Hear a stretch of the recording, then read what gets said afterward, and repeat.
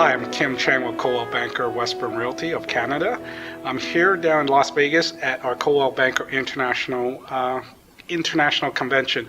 I'm here with John and Alex. Hi, how are you? Very good, thank you. Thank you for giving me your time in this busy weekend. And we're here with the CEO of Coldwell Banker of Australia. I would like to ask them a couple of questions. Please do. Thank you.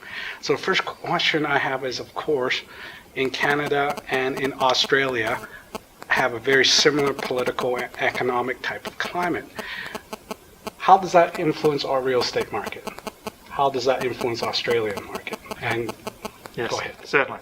Well, the Asiatic market is predicated by education. Education is a very important factor in the market.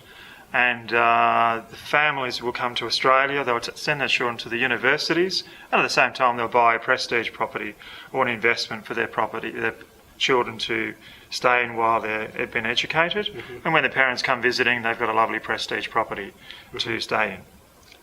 Yes, I find that very similar in Canada, especially in the West Coast. And like our West Coast, where it's resource heavy, is that the same in Australia? Yeah, very much. We've got a resource-based economy driving growth and jobs in particular in that direction. I think in terms of the real estate markets, you've got similar legal systems, similar educational backgrounds, so people tend to have the same view. Much more in common between Australia and Canada, I suspect, than there is between either country and the US in terms of the ownership, investment profiles, return on investment, all those things. So there's actually quite a lot of similarity between the two markets. We are under the tort law system, so are you very similar? Yes. The Westminster system, which is compatible with both countries. Absolutely. Now, going back to the influence of buying a prestige and influence property, what's affecting Vancouver is, of course, the Asian market.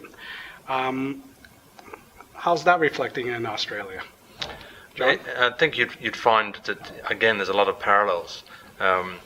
Asian families, particularly Chinese, Hong Kong families, often have dual nationality, either Canadian or Australian. And you're probably familiar with the astronauts of a few years ago who were shuttling backwards and forwards, sending the children to university in either Canada or Australia, buying property in those two places. So that was the initial impact, I think.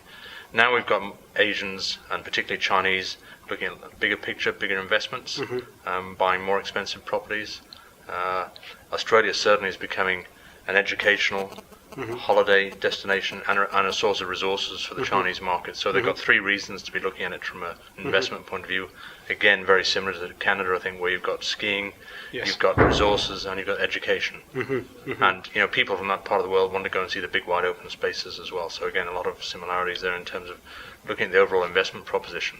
Absolutely. Now, you did mention a third reason that I wasn't even aware of. And what's that third reason? John, Alex? The third reason is Australia is a food bowl for Southeast Asia.